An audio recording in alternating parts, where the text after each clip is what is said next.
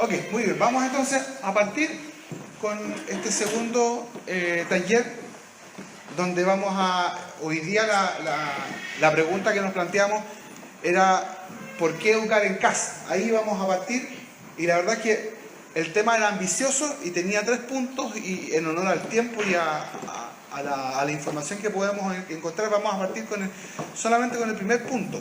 ¿Cuáles eran los puntos que teníamos en ese tema? Eran 3, y el primero de ellos era las razones bíblicas, ¿por qué educar en casa? Razones bíblicas, entendiendo el diseño del Creador, razones pedagógicas, aprender a aprender, el aprendizaje significativo, y 3 razones neuropsicológicas y afectivas, el desarrollo efectivo, la verdadera fuente de aprendizaje. Eran esos 3 temas que tenemos, esos 3 temas que engloban este gran tema que es ¿por qué educar en casa? Y sin duda los 3 no es imposible, o es imposible por un tema de tiempo a poder abordarlos en un solo taller, porque podemos hacer varios alcances que creo que son importantes, indagar, sobre todo en lo siguiente, las razones pedagógicas. Hay varios elementos ahí que es bueno que los documentemos, como decía Carlita hace un ratito atrás, que pasa a ser un poquito más técnico, pero es súper importante que nosotros como papá nos empoderemos de esas herramientas y digamos, no, esto lo hacemos porque detrás hay un conocimiento, hay un propósito, hay un conocimiento un poco más técnico de lo que hacemos y de por qué lo hacemos, porque queremos generar determinadas acciones en los niños. Y las razones neuropsicológicas, ahí nos va a estar ayudando la hermana Katia.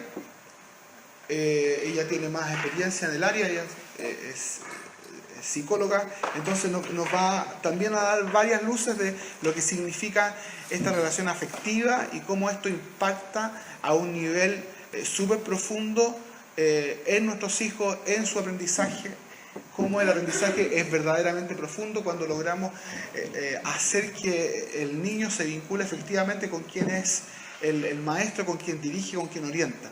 Si no logra esa conexión afectiva, el aprendizaje no es profundo verdaderamente.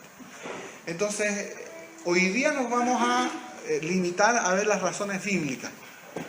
La próxima semana, Dios mediante, vamos a ver las razones pedagógicas. Y así a la siguiente semana. Entonces vamos preparándonos para ir guardando en lo posible. Vamos a tratar de hacer lo mismo que hicimos con el primer taller, hacer ese audio video, ¿no es cierto?, entre comillas, donde aparece la diapositiva, ¿no es cierto?, y vamos agregando el audio de lo que compartimos, para que podamos tenerlo ahí a la mano y lo podamos ir reescuchando, volviendo a ver, compartiendo, si se da la oportunidad de hacerlo. Entonces, ¿cómo es razones bíblicas? Ya partimos nosotros la semana pasada comentando algo acerca del diseño, del modelo.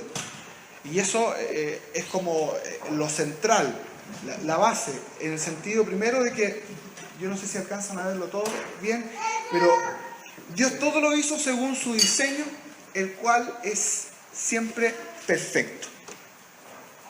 Entonces, ese diseño, ¿por qué hablamos de un diseño? Porque nuestro Dios es un arquitecto.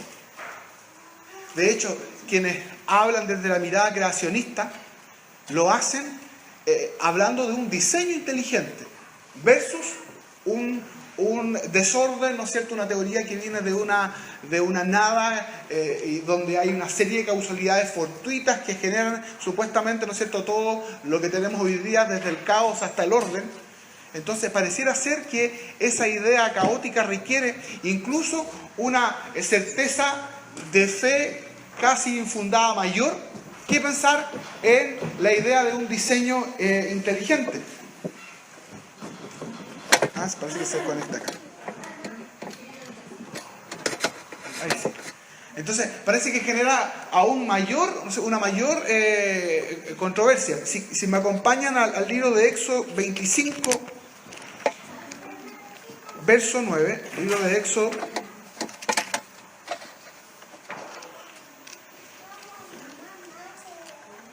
Fíjense la escritura cómo orienta al hombre desde ya a que esto es un diseño.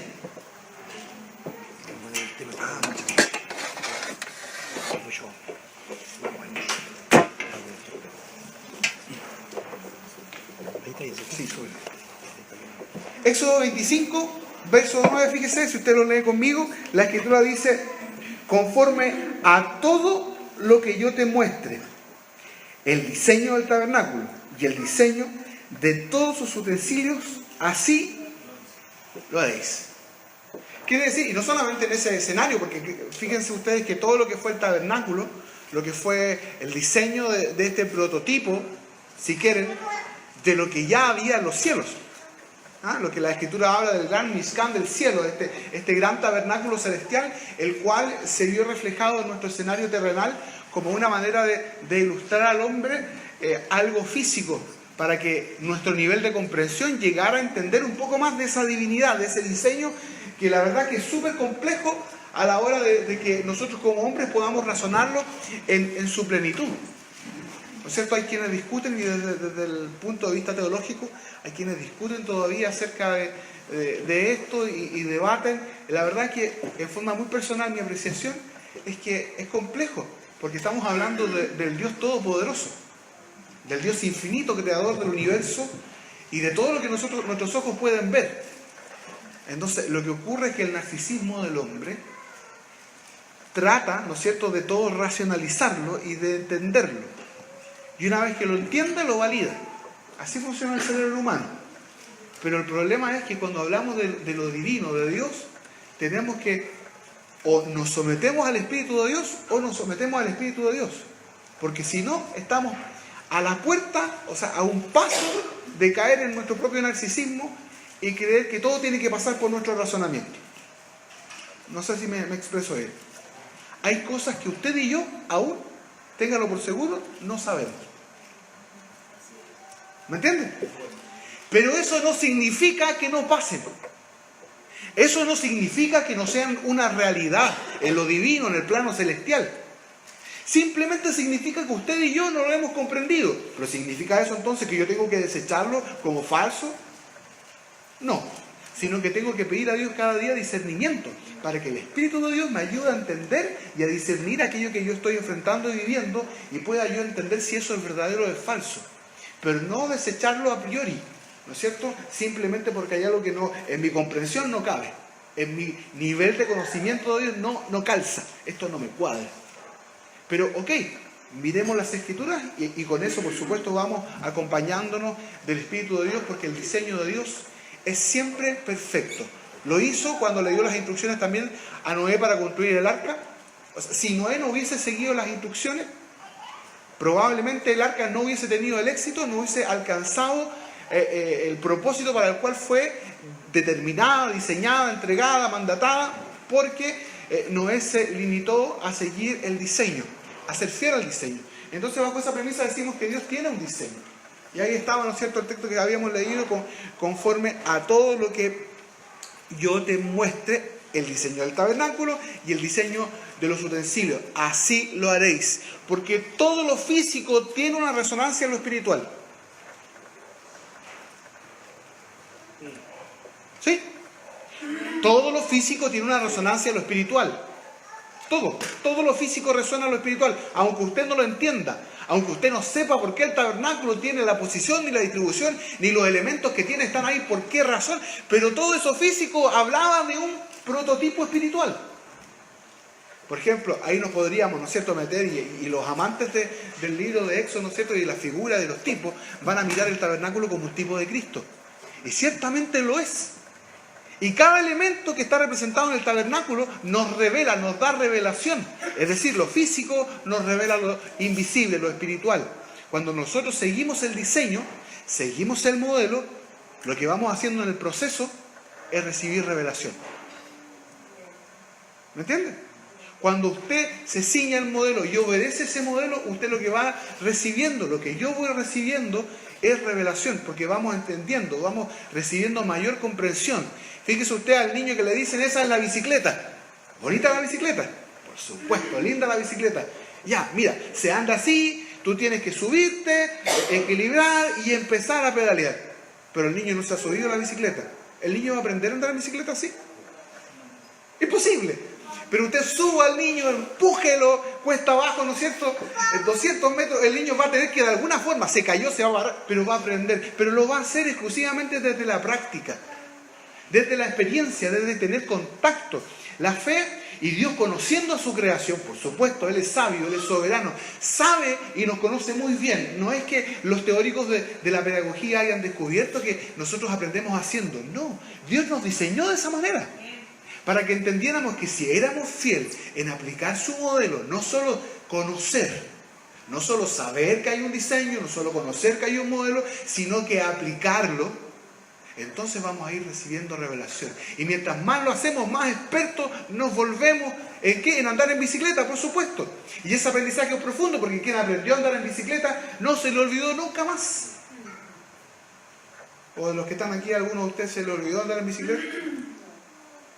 ¿Al niño se le olvida caminar? No, porque son aprendizajes profundos. Pero cuando hablamos de la vida de Dios, esto debería ser igual. Si yo no lo estoy recordando, quiere decir que sencillamente no ha sido un aprendizaje profundo, o de otra forma no estoy viviendo el modelo.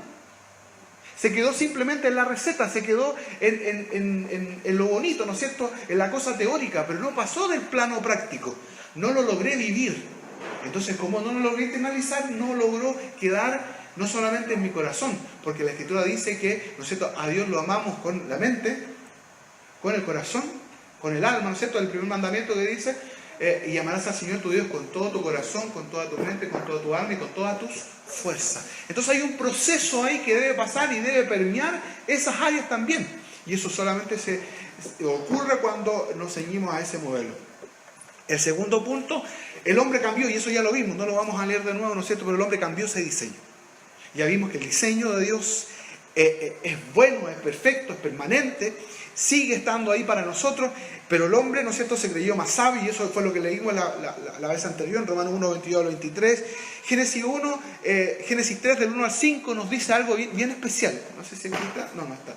Lo voy a leer. Mire, solo para mostrar a qué punto, y lo decía la hermana Esther, que hoy día no está con nosotros hoy, pero en Génesis capítulo 3, vemos, y si volvemos al huerto, dice, Génesis capítulo 3, verso 1 al 5, dice, pero la serpiente era astuta, más que todos los animales del campo que Jehová Dios había hecho, la cual dijo a la mujer, ¿con qué Dios os ha dicho, no comáis de todo árbol del huerto?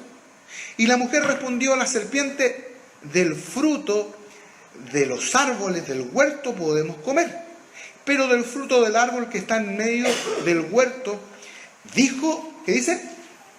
Dijo Dios, no comeréis de él, ni lo tocaréis, para que no muráis.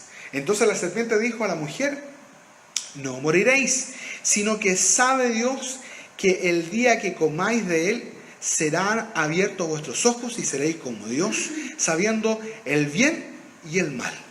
O sea, nuevamente esta idea que comienza aquí, que se evidencia, ya había dado lugar el pecado, pero lo que a mí me llama la atención de este diseño es que el hombre lo cambia, porque la mujer cambia la instrucción de Dios. Porque según el mismo texto que ahí está, Génesis 2, 16 al 17, cuando Dios habla efectivamente, Él no les dice que no toquen el árbol, sino que simplemente les dice, no coman. Pero sin embargo la mujer le dice, no comemos, ni lo tocamos. ¿Qué pasó? Hay un cambio. Volvemos a este principio de no añadas, ¿no es cierto?, a la Escritura, no añadas mandamientos, porque de lo contrario vamos a caer nuevamente en un error. Y aquí vemos, ¿se cambió el diseño o no se cambió? Sí, la mujer ha añadido a la palabra de Dios su propia idea, su propia... Alguien dice, oye, pero era mejor, si no lo toco no como.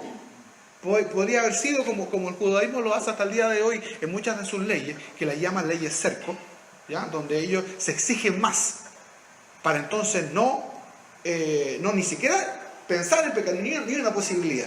Pero no se dan cuenta que en esa acción están invalidando el diseño, están cambiando el modelo, y eso trae consecuencias. ¿Sí? Ya lo comentamos muy detalladamente la vez pasada. Nuestro maestro, el Mesías, reafirmó ese diseño. Él lo validó, y lo leímos en Mateo 5, 17 al 20, donde dice que Él no había venido, ¿no es cierto?, a abolir, a cambiar, sino había venido a cumplir, y no iba a pasar, no iba a cambiar nada de ese modelo hasta que este cielo y esta tierra se acabaran. Pero el apóstol Pablo, ¿no es cierto?, reafirma, hay un principio y donde dice que él nos muestra la finalidad. ¿Cuál era el objetivo de ese diseño? Y nosotros lo leímos en Romanos 10:4, donde decía que la finalidad de la ley o el fin de la ley es Cristo. ¿No es cierto? El objetivo de ese diseño era que usted y yo llegáramos a ser y a tener la altura del Mesías, la altura de nuestro Salvador. Pero en 2 de Timoteo 3:16 al 17 hay un texto ahí que lo conocemos, pero casi de memoria. Si usted es un predicador o una predicadora a la calle, de todas formas lo tiene que haber citado más de alguna vez. 2 de Timoteo capítulo 3 verso 16 dice la escritura, a ver si alguien se lo sabe ya solamente mirando el texto. ¿No?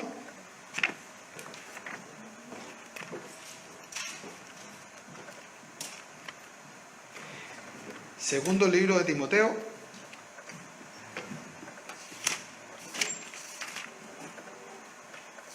capítulo 3 y verso 16. Dice así. ¿Lo encontró? Usted que tiene la Biblia ahí, y si no, ponga atención a la lectura. Dice: toda la escritura es inspirada por Dios. ¿Y útil para qué? Para enseñar, para redarguir, para corregir, para instruir en justicia, a fin de que el hombre de Dios sea perfecto, enteramente preparado para toda buena obra. ¿Cómo es entonces el diseño? Nuevamente, no solamente Pablo lo reafirmaba en Romanos 10:4, ¿no es cierto?, donde decía el objetivo de la ley es que tú seas de ese carácter, sino que acá además lo confirma, explicándole a Timoteo que toda la escritura. ¿Se ha preguntado usted cuál era la escritura de Timoteo? ¿Estaría la primera carta a los Corintios? ¿Estaría el libro de Apocalipsis ahí en medio de los pergaminos de Timoteo? No existía. A la fecha no había Nuevo Testamento. Entonces, cuando el apóstol Pablo está hablando de que toda la escritura es inspirada por Dios, se está refiriendo al diseño. Con esto no estoy diciendo que el Nuevo Testamento no tenga ni la inspiración ni la validez, no, sino simplemente para poner en contexto las palabras que aquí el apóstol Pablo le está diciendo a Timoteo, porque era algo familiar para él. Él había sido instruido en esas palabras, en el modelo, en el diseño. Por lo tanto, ese diseño, ese modelo era útil para enseñar, era útil para redarguir, era útil para instruir en toda justicia. Era útil, además, dice el verso 17, con el fin, nuevamente, con el objetivo, a fin de que el hombre de Dios sea perfecto. O sea, sea como ¿quién? Como el Mesías. Sea perfecto. Enteramente preparado, ¿para qué? Para toda buena obra. Quiere decir que lo único que hace en nosotros, en usted y en mí, el hombre perfecto, la mujer de Dios, el hombre de Dios que está dispuesto y preparado para vivir de acuerdo a ese diseño, es ser instruidos en él. Y que como decían los profetas, ¿no es cierto?, que la palabra de Dios more aquí, en mi corazón. Si la palabra de Dios está en mi corazón, entonces mi justicia, su justicia, va a ser mayor que la de los escribas y de los fariseos.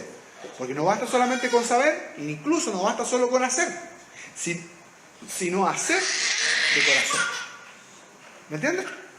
Porque alguien puede decir: oye, pero si el judaísmo tiene la Biblia hace mucho tiempo, y entonces ¿por qué entonces no vieron al Mesías? ¿Por qué no lo reconocieron? Bueno, sencillamente porque no basta solamente con saber, con hacer, sino que el hacer tiene que ser con humildad. ¿No es cierto? Ya vimos, y lo comentamos hace un tiempo, la última oportunidad, Abel y Caín. Tenemos ahí el ejemplo. Ambos hicieron lo que se les pidió. El problema era el corazón detrás de cómo lo hacían. Por eso yo siempre lo converso con mi señora: nadie puede dar lo que no tiene. ¿Me entiendes? Ninguno de nosotros podemos dar lo que no tenemos. Porque aunque sí en primera instancia yo puedo aparentar que amo, pero esa apariencia se desgasta, se cansa, se agota y finalmente sale el verdadero. ¿Cierto? Sale el hombre de verdad, sale la mujer de verdad. ¿No es cierto? Yo puedo fingir una apariencia de piedad, pero con mis hechos y mis acciones puedo negar esa apariencia de piedad. Y es una advertencia que hace el apóstol Pablo. El libro de Efesios, capítulo 2,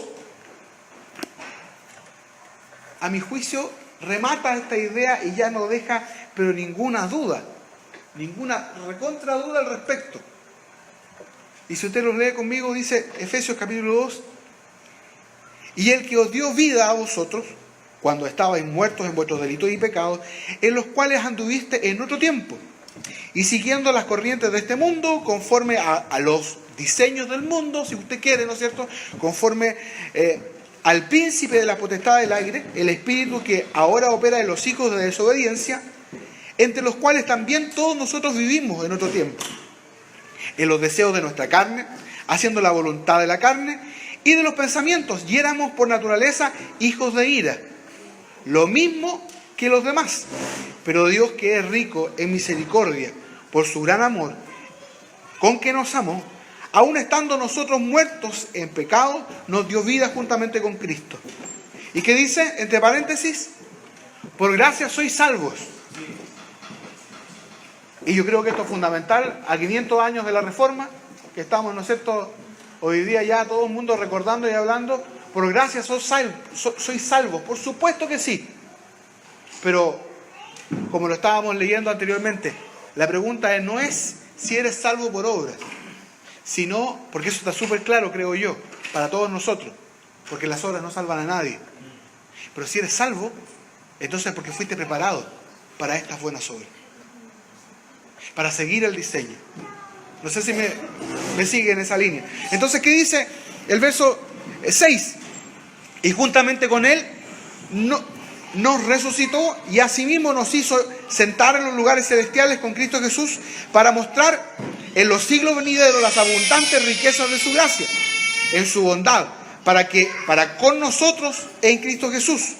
Porque por la gracia sois salvos por medio de la fe, y esto no es de vosotros, pues es don de Dios, no por obras, para que nadie se gloríe. Verso 10, y ponga atención en esto. Porque somos, ¿qué cosa? Creación. Somos diseñados por Él. Porque quien crea es quien diseña. ¿Me entiendes? Fuimos creados por Él, fuimos diseñados por Él. Fuimos creados por Él, somos hechura suya, creados ¿en quién? En Cristo Jesús. Si no hemos sido creados en Él, no tenemos gracia ni oportunidad. Si no entramos por su puerta, la cual es Cristo, no tenemos salvación. Así de rotundo y radical. Usted puede decir, yo soy bueno, yo hago obra, no, pero si no entró por la puerta, entonces está fuera. Estamos fuera. Entonces dice, creados en Cristo Jesús, ¿para qué? ¿Está leyendo usted? Fíjese el verso 10. Fuimos creados en Cristo Jesús para buenas obras, las cuales Dios preparó de antemano para que anduviésemos en ellas. O sea, usted y yo, al nacer en Cristo, al entrar por esa puerta, ya dejamos de ser un extranjero, dejamos de ser, de andar bajo los diseños los cuales nos movían, y entonces ahora nos sometemos al diseño de Dios, porque entendemos que fuimos creados para esto. No sé si me entiende. Fuimos diseñados, fuimos creados por Él.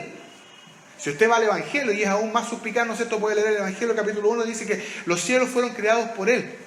¿No es cierto? Por Él fueron. Todo lo que ha sido, fue visto, fue hecho por Él. Entonces, en esa dirección fuimos diseñados para poder andar en este diseño. Fuimos creados para andar en estas buenas obras, las cuales fueron preparadas de antemano. Entonces, la pregunta sería, si ya entendemos que el diseño, Dios tiene un diseño que es bueno, que ese diseño el hombre lo cambió porque se creyó más inteligente, ¿no es cierto?, lo desechó, y eso trajo como consecuencia la ira de Dios y lo que tenemos hoy día en nuestra sociedad. El Mesías vino, por supuesto, y no dijo que aquí se había cambiado el diseño, ni intentó instalar un nuevo diseño, sino que dijo, el diseño es el mismo. Dios no cambia, Dios sigue siendo el mismo. El cielo y la tierra pasan, pero su palabra jamás.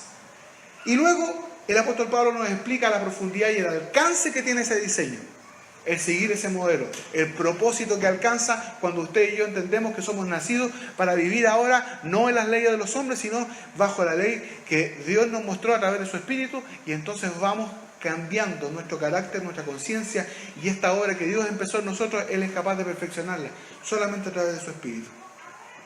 Entonces la pregunta que sería tocante a este tema, al buscar razones bíblicas, ¿Dios tiene un diseño para la educación? Es decir, dentro de ese diseño que Él ha planteado, ¿Él tiene un diseño? ¿Hay algo que nos muestre la Escritura tocante a la educación, tocante a nuestros hijos, tocante a la responsabilidad que tenemos con ellos delante de su palabra y delante de ese modelo que Él planteó?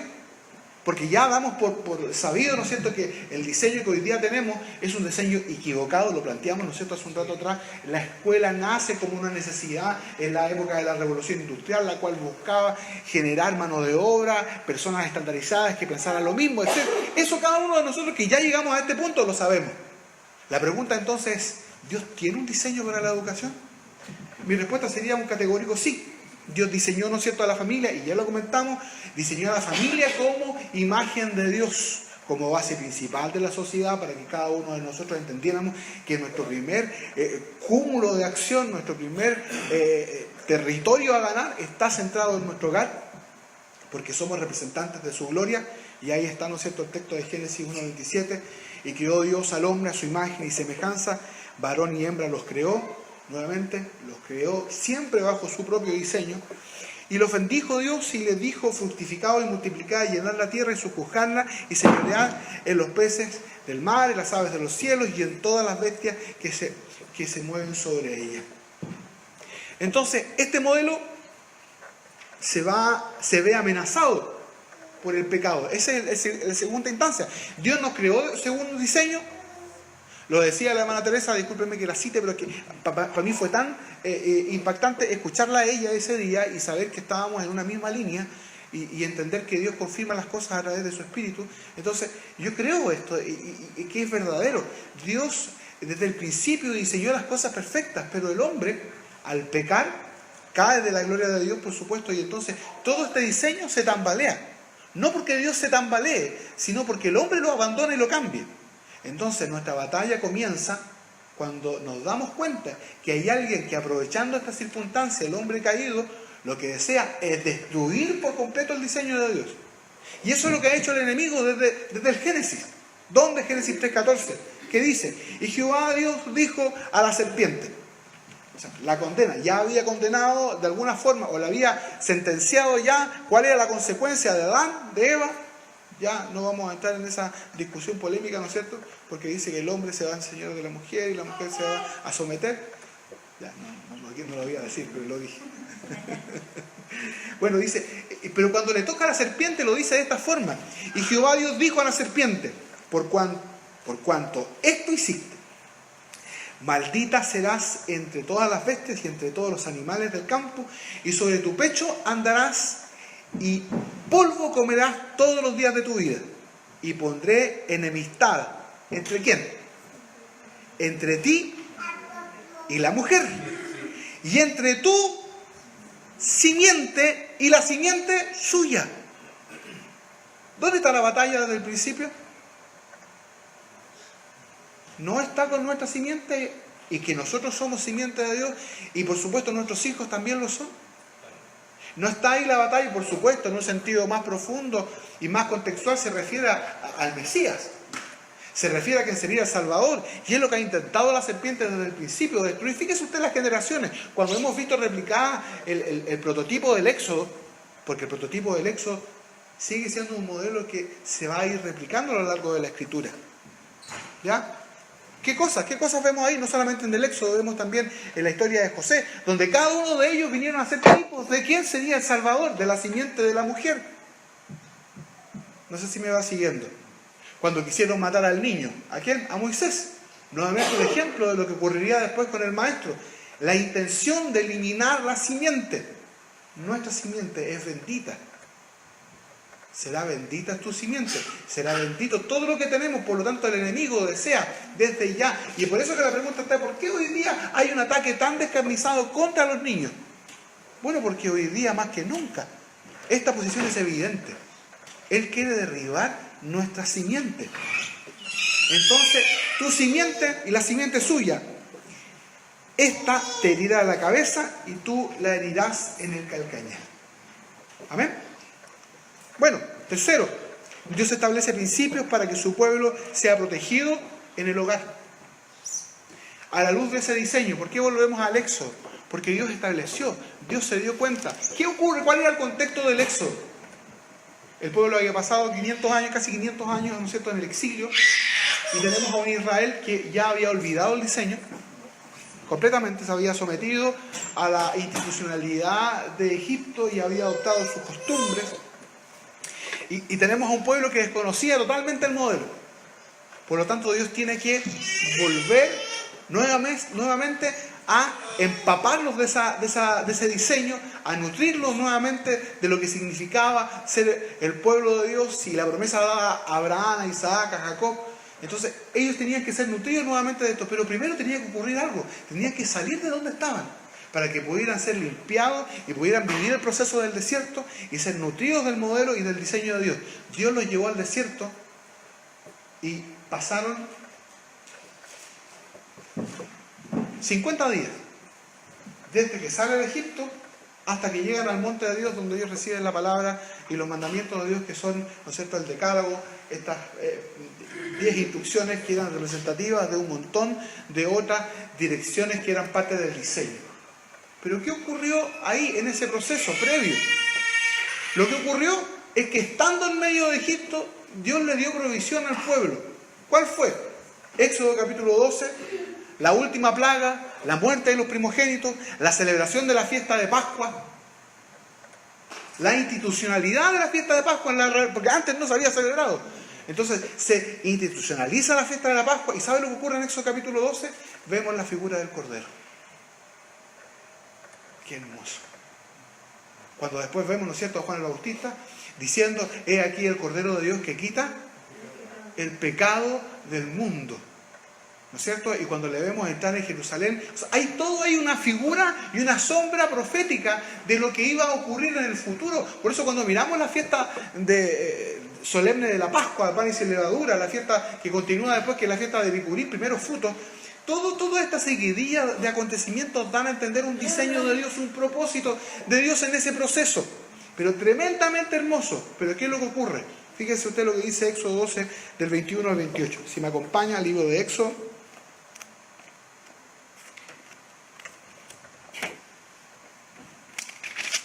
Dios sabe muy bien dónde está su pueblo.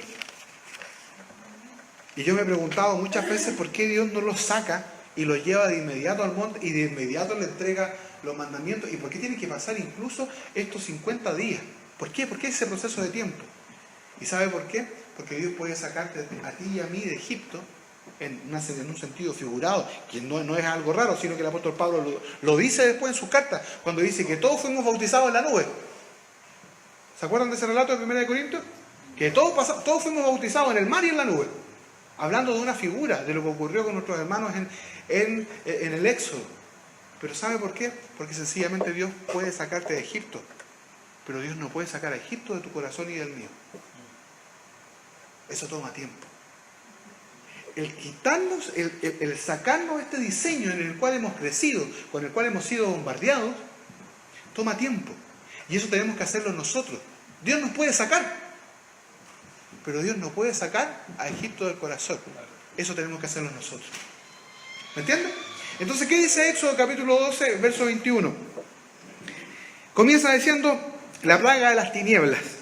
Y Jehová dijo a Moisés: extiende tu mano hacia el cielo, para que haya tinieblas sobre la tierra de Egipto, tanto que cualquiera las palpe. Verso 22, extendió Moisés su mano hacia el cielo, y hubo densas tinieblas sobre toda la tierra de Egipto por 3 días. Ninguno vio a su prójimo, ni nadie... ¿Perdón? ¿No? Estoy leyendo equivocadamente, tienen toda la razón. Éxodo 12, 21. Yo estaba leyendo el otro capítulo. Gracias. Estaba muy atento. El verso 21 y 28. Y ahora sí. 21. Y Moisés convocó a todos los ancianos. Bueno, en contexto no sirve porque ya había ocurrido eso, y lo que hace, le había dado toda la instrucción de la Pascua. Toda la instrucción, pero aquí le da una instrucción más detallada que a mí me llamó mucho la atención. Verso 21 dice: y Moisés convocó a todos los ancianos de Israel y les dijo: sacad y tomad, ¿qué cosa? Corderos por vuestras familias, y sacrificad la Pascua. Que entre paréntesis, Pascua, la palabra hebrea para Pascua es Pesach, que significa pasar por alto.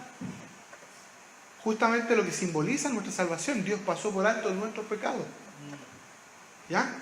Nuestra injusticia, Dios la pasa por alto. ¿Pero por qué? Por la sangre del Cordero. Entonces, y tomando un manojo de hisopo y mojadlo en la sangre que estará en el lebrillo, y untad el dintel y los 2 postes con la sangre que estará en el lebrillo, y ninguno de vosotros salga de las puertas de su... ¿Dónde? De su casa hasta la mañana. O sea, aquí la idea era una congregación familiar. El Cordero salvaba familias. El Cordero salvaba hogares. ¿Por qué no hubo un sacrificio por todo Israel? Un solo Cordero. ¿O por qué no hubo un sacrificio individual? Dios quería que su pueblo entendiera el diseño. Dios los juntó en casas. Dios los juntó en familia. Si la familia era muy pequeña, les mandó que se juntara con otra, pero que estuvieran en familia. ¿Por qué? Porque el diseño de Dios habla de esta restauración. Dios nos da una provisión. ¿Y cuál es nuestra provisión? Nuestra provisión es Cristo. Nuestra provisión es su sangre preciosa, la cual debe estar en los dinteles y en los postes de mi hogar, de mi casa. No solamente yo como creyente físico, siendo yo también casa de Dios, por supuesto, sino que también mi hogar. ¿No es cierto? Hay quienes discuten, oye, la salvación es personal, es individual. Por supuesto, eso yo lo creo también. Es cierto, cada uno aquí solito con sus pulgas, ¿no es cierto? Cada uno con sus pecados, cada uno va solito. Pero por supuesto que sí, pero también hay un sentido de Dios en el diseño donde en la familia hay una responsabilidad. Yo y mi casa. Yo y mi casa. Ese sentido está ahí. ¿Y en qué verso quedamos? Ya. Porque Jehová pasará e herirá a los egipcios, y cuando vea la sangre en el dintel y en los 2 postes, pasará Jehová a aquella puerta y no dejará entrar al heridor a vuestra casa para herir. ¿Qué es lo que está ocurriendo? Lo leíamos recién en Génesis. El heridor está queriendo destruir nuestra simiente, nuestra casa. Pero si tenemos la sangre del Cordero sobre nuestro hogar, eso no va a ocurrir. Guardaréis esto por estatuto para vosotros. ¿Para quién más? Para vuestros hijos. ¿Por qué no quedó simplemente en un evento? Algo que ocurrió. ¿Por qué debía repetirse? ¿Por qué debía guardarse? Para vosotros, para vuestros hijos. Para que no se olvidara el diseño. Para que no se olvidara ese diseño. Y el verso 25 dice, cuando entréis en la tierra que Jehová os dará, como prometió, guardaréis este rito. Y cuando os dijere vuestros hijos, ¿qué es este rito vuestro? Vosotros responderéis, es la víctima de la Pascua de Jehová, el cual pasó por encima de las casas de los hijos de Israel en Egipto, cuando hirió a los egipcios y libró nuestras casas. Entonces el pueblo se inclinó y adoró. Y los hijos de Israel fueron y hicieron puntualmente así como Jehová había mandado a Moisés y a Aarón. Hay una acción nuevamente aquí mandatada por Dios para que su pueblo no lo olvidara, porque nosotros somos faltos, somos muy olvidadizos. Y de generación en generación las tradiciones van cambiando. Pero el pueblo de Dios, el pueblo de Israel, ha sido en esto enérgico, en que esas tradiciones no cambien. No sean solamente una tradición, sino que se entienda como un ejercicio espiritual. Entonces, efectivamente, ese diseño está para nosotros también. Esa protección está ahí para nosotros. Y este clásico, ¿no es cierto?, que describe el libro de Proverbios, capítulo 22, verso 6, instruye al niño en su camino, y cuando fuere viejo, no se apartará de él. Lo que decíamos anteriormente la semana pasada, y que tenía que ver con que para Dios no hay ovejas negras. No existe. Yo soy un convencido de esto. Dios no tiene ovejas negras. Dios tiene hijos que se han apegado al diseño e hijos que lo han cambiado. Así de simple. Si usted y yo somos fieles al diseño, estas plagas, las que le ocurrieron a Egipto, no van a venir sobre usted y sobre mí, porque hemos tenido nuestra puerta ensangrentada. Si alguien dice, pero ¿cómo pasó? Pero si yo iba a la iglesia, yo me congregaba, yo hacía esto, lo otro. La vida eclesiástica no es una garantía de nada. Fuerte lo que estoy diciendo. Pero la vida religiosa no es una garantía de entender el diseño. ¿Me entiendes? Cuidado con eso.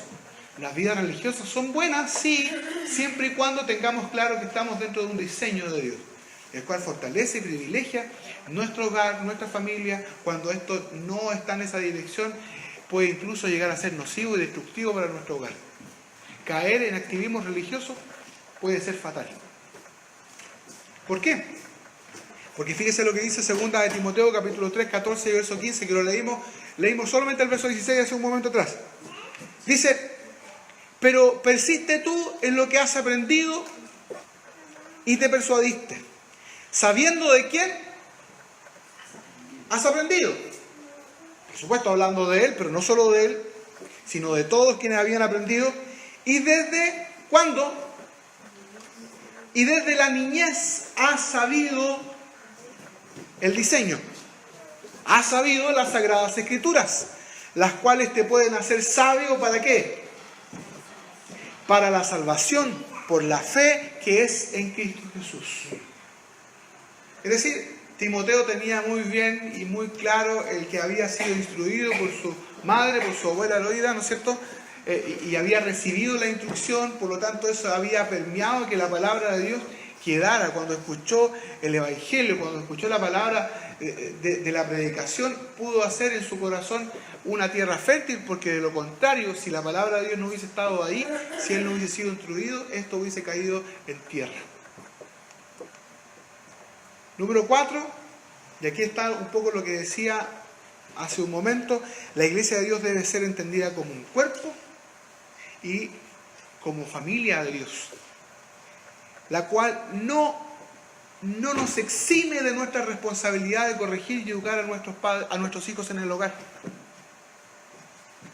Porque ¿qué es lo que ha ocurrido? Como hemos recibido modelos y diseños que no son los bíblicos, hemos descansado, al igual como lo hacíamos en el colegio, hemos descansado en la labor pastoral. Hemos descansado en la iglesia, hemos descansado y creyendo que la solución es congregarme una vez, 2 veces, ¿no es cierto? Y que, bueno, y si el pastor es malo, no me enseña estas cosas. Respetando, ¿no es cierto?, a mi pastor Cristian que está aquí. Pero creyendo que la responsabilidad recae en el pastor. Y esto no nos exime a usted y a mí en forma alguna. No voy a poder decir yo el día cuando me presente delante de mi rey, ¿no es cierto?, el pastor no me enseñó. El pastor no me corrigió. El pastor no me dijo nada y él sabía. ¿Me entiendes? ¿Por qué? Porque hay una responsabilidad individual en este sentido. Hay una responsabilidad que tenemos nosotros y esta no es eximida, no es expiada. ¿Por qué razón? Porque como somos hechos nueva criatura en Cristo Jesús, usted y yo estamos llamados a ser sacerdotes de nuestra casa. Y ahí nos liquidó. Con eso nos liquidó. Entonces alguien puede preguntar: pero ¿y entonces para qué está el pastor? No hace nada. No, por supuesto. El pastor es parte fundamental del cuerpo. Pero la responsabilidad que le toca, le toca. Pero yo no puedo descansar mi responsabilidad. ¿Me entiendes? Así como no puedo descansar en el colegio, así como no puedo descansar en nadie más que no sea en lo que Dios me ha dado a mí. ¿Cómo es eso? La Escritura dice en el libro de Efesios capítulo 2, verso 19 al 22: así que ya no sois extranjeros ni advenedizos, sino conciudadanos de los santos, miembros de la familia de Dios, edificados sobre el fundamento de apóstoles y profetas, siendo la principal piedra del ángulo Jesucristo mismo, en quien todo edificio bien coordinado va creciendo para hacer, ¿qué cosa? Un templo santo para el Señor, en quien vosotros, ¿qué cosa? También sois juntamente edificados para ser morada de Dios en el Espíritu. Quiere decir que usted y yo venimos a formar parte de la iglesia. Cuando alguien dice iglesia, lo decía muy bien Cristian la semana pasada, la iglesia somos nosotros. Y formamos parte de un edificio espiritual. Entonces cuando alguien diga: no, si la iglesia mía es buena, es fabulosa, cuidado, porque iglesia soy yo. Iglesia soy yo, iglesia es usted. Entonces, ese sentido de la dependencia es bueno cuando nos sujetamos a la palabra de Dios y entendemos nuestra responsabilidad en Cristo. De lo contrario, se transforma en algo que puede ser destructivo. ¿Cómo qué? Como el siguiente ejemplo. Número 5. No podemos evadir nuestra responsabilidad o delegar en alguien más, porque esto trae consecuencias muy, pero muy serias. ¿De quién estamos hablando? Del sacerdote Elí. Alguien podría haber dicho, pero oye, si el sacerdote, el pastor. Pero ¿y los hijos del pastor? ¿Los viera usted, hermano, los hijos del pastor? Diga, ¿se repite esa historia o no? Hasta el día de hoy. Por supuesto, la responsabilidad, el creer que estando en este edificio y no entendiendo que la iglesia es cuerpo, cuando tengo yo en realidad lo que tengo es una deformación, es una idea errada, equivocada de lo que significa ser iglesia. Ser iglesia significa ser cuerpo de Cristo. Ser iglesia significa pertenecer a la familia de Dios. Pero ninguna de estas dos condiciones me exime de mi responsabilidad en Cristo. ¿Cuál es mi responsabilidad en Cristo? Mis hijos, mi hogar, mi familia. ¿Por qué se le pedía, según el libro de Timoteo, que el deseado obispado o quería responsabilidad dentro del cuerpo que tuviera su familia? ¿Cómo? En sujeción. Es decir, que fuera responsable de su casa. Porque si no podía ser responsable de su casa, entonces menos iba a poder tomar parte en el cuerpo, tomar parte en la congregación y dirigir a otros, porque esto es vital. ¿Y qué es lo que ocurre hoy día cuando miramos los modelos que tenemos a nuestro alrededor? Pastores que sufren porque dicen que tienen hijos que son ovejas negras. Pero lo que ocurrió es simplemente que se apartaron del diseño. Porque el diseño me invita no a la fuerza, a tener a mis hijos en sujeción, a mi esposa ahí debajo de la mesa, ¿no es cierto? No es así. La autoridad no se impone, sino que se adquiere, dada por Dios. Y cuando es así, entonces nuestra casa, yo y mi casa, porque yo no puedo someter a los demás a una realidad a la cual yo no vivo, porque ellos van a ser los primeros en darse cuenta de eso. No sé si me explico bien. Mi esposa jamás me va a hacer caso si yo no soy un hombre de Dios. Jamás se va a someter a mi autoridad si mi autoridad no viene de Dios. Entonces, si quieren darle palo a alguien, primero soy yo, como sacerdote de mi casa. Aquí el ejemplo que tenemos con este sacerdote Elí fue un mal ejemplo. Si usted me acompaña a la escritura, 1 Samuel capítulo 2, no sé si lo puse. No lo puse. 1 Samuel capítulo 2. Perdón, no, 1 Samuel, está bien. 1 Samuel. ¿Ah? Sí, 1 Samuel capítulo 2, verso 27.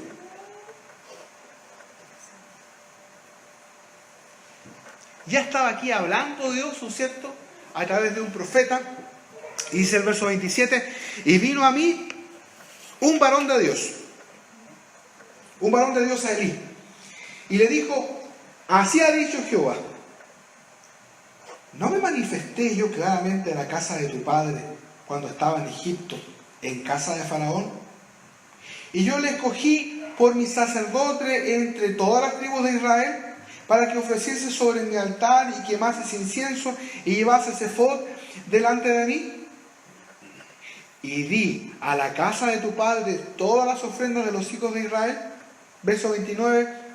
¿Por qué habéis hollado mis sacrificios y mis ofrendas que yo mandé ofrecer en el tabernáculo? Y has honrado ¿a quién? A tus hijos más que a mí, engordándolos de lo principal de todas las ofrendas de mi pueblo Israel. Por tanto, Jehová, el Dios de Israel, dice, yo había dicho que tu casa, fíjese, ¿cómo es la sentencia? La sentencia no es para este hombre solamente, sino que la sentencia es generacional, es para su casa. Y esto es importante. Lo día conversábamos con el pastor Cristian sobre los pecados generacionales. Esto es muy importante y muchos lo desconocen. Aquí hay algo espiritual y profundo que tiene que ver con mi casa. ¿No es cierto? El verso que íbamos ya me perdí. Muchas gracias. Verso 30, por tanto, Jehová, Dios de Israel, dice, yo había dicho que tu casa y la casa de tu padre andarían delante de mí perpetuamente. Mas ahora ha dicho Jehová, nunca yo tal haga, porque yo honraré a los que me honran, y los que me desprecian serán tenidos en poco. He aquí vienen días en que cortaré tu brazo y el brazo de tu casa y el brazo de la casa de tu padre, de modo que no haya anciano en tu casa. Y verás tu casa humillada, mientras Dios colma de bienes a Israel, y en ningún tiempo habrá anciano en tu casa. El varón de los tuyos que yo no corte de mi altar será para consumir tus ojos y llenar tu alma de dolor, y todos los nacidos en tu casa morirán en la edad viril, y te será por señal esto que acontecerá a tus dos hijos, Ofni y Finés. Ambos morirán en un día. ¡Wow! Fuerte. Pero es una realidad espiritual. Por eso cuando a veces el hombre necio, ¿no es cierto?, descuida su casa, no se da cuenta que no solamente está condenándose a sí mismo, sino que está condenando a su generación, a su descendencia. Por eso la importancia de entender este diseño, de entender el modelo de Dios, el cual nos puede, por cierto, bendecir, pero también recibir sobre nosotros las consecuencias del no llevar a cabo el modelo de Dios. Fíjese lo que dice en 1 Juan, y ya con esto quiero ir cerrando esta idea el día de hoy, porque nuestro hermano Juan en estas cartas ya ha avanzado un proceso, ya ha aprendido mucho. Se dice que estas fueron posteriores al libro de Revelaciones. Entonces había recibido una claridad y una certeza de lo que significaba la vida cristiana y el crecimiento en el andar, que es capaz de escribir de esta forma. Cuando leemos en 1 Juan capítulo 2, verso 14 y verso 15, dice: os escribo a vosotros padres. Os escribo a vosotros padres, porque habéis conocido al que es desde el principio. Os escribo a vosotros jóvenes, porque sois fuertes, y la palabra de Dios permanece en vosotros, y habéis vencido al maligno. ¿Cómo hoy día va un hijo, un joven, conocer la palabra de Dios si no es a través del diseño de Dios? ¿Es a través de la enseñanza de su propio padre? ¿A través de la coherencia, a través del ejemplo? ¿Cómo hoy día nuestros hijos vamos a tener garantía de que van a poder tomar las decisiones correctas cuando ya usted y yo no estemos con ellos? ¿Cómo vamos a garantizar esa fortaleza? Esa fortaleza que vence al maligno. Que cuando tengan que entrar a trabajar van a ser épicos. Van a tomar las decisiones correctas cuando nadie los vea. Cuando tengan que enfrentarse a la pornografía, cuando tengan que enfrentarse a la tentación, cuando tengan que enfrentarse a cualquier mal de este siglo, van a tomar la decisión correcta. ¿Por qué?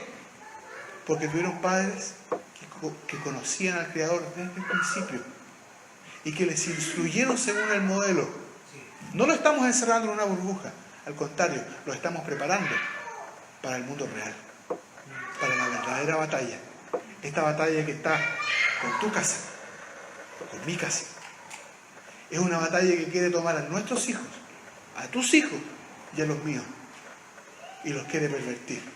Si nosotros hoy día somos negligentes, como Elí, y buscamos ¿qué cosa? No, al niño. No solamente lo consentimos, sino que nos alejamos del modelo, buscando y privilegiando qué es lo que el niño quiere. María Montessori, sigue al niño. Te dirá, ¿qué estoy diciendo hablando contra María Montessori? Sí, no siga al niño, no que siga al niño, sigue la palabra de Dios. Sigue el diseño de Dios. Porque el corazón del hombre es perverso. El corazón del hombre es engañoso, es tendencioso al mal. Pero ahí es donde debe estar la instrucción, ahí es donde debe estar la guía del padre, de la madre, para ser dirigido. Padre, os escribo a vosotros porque habéis conocido al que es desde el principio. Él nos dio una tarea y una responsabilidad, no la podemos evadir. ¿Por qué educar en casa? Porque es mi responsabilidad. ¿Quieres razones bíblicas? Dios dejó un diseño. Tu casa. Dios siempre nos bendijo de forma congregacional. Sí, es verdad. Pero primero estaba la familia. Primero estaba el hogar. Dios dio salvación al hogar, a las familias. En Egipto, cuando Dios quiso recordarles el diseño, Dios los encerró en sus casas. Y hay un texto hermoso que no lo cité aquí y tampoco lo recuerdo la cita precisa, pero se lo puedo enviar, pero que dice que mientras había tiniebla, probablemente estaba lo que yo estaba leyendo antes equivocadamente. Pero ¿qué decía? Que en la casa de los israelitas había luz. Mientras en todo Egipto había tiniebla, mientras en todo Egipto había densa oscuridad, en la casa de los hijos de Dios siempre hay luz. ¿Cuándo? Cuando hemos puesto y nos hemos puesto según el diseño de Dios. Y eso es todo, amigos. Mi hermano, bendiciones.